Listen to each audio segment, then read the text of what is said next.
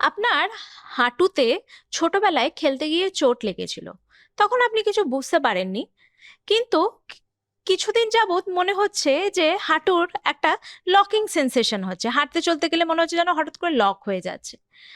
তো এটা কিন্তু অনেক ক্ষেত্রে পুরনো মেনিস্কাল টিয়ার হতে পারে।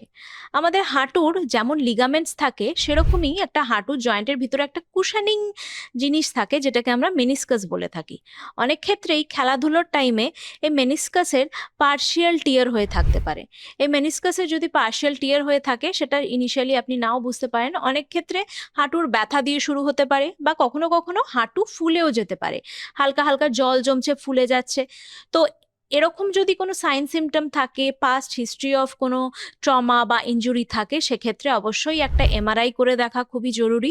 যদি কোনো মেনিস্কাল টিয়ার থাকে, সেটা দেখতে হবে কোন গ্রেডে টিয়ারটা আছে। যদি পার্শিয়াল টিয়ার থাকে, অল্প ছিঁড়ে গিয়ে থাকে, সেক্ষেত্রে কিন্তু অনেক ক্ষেত্রেই আমরা উইদাউট সার্জারি এই জিনিসটাকে সারিয়ে তুলতে পারি।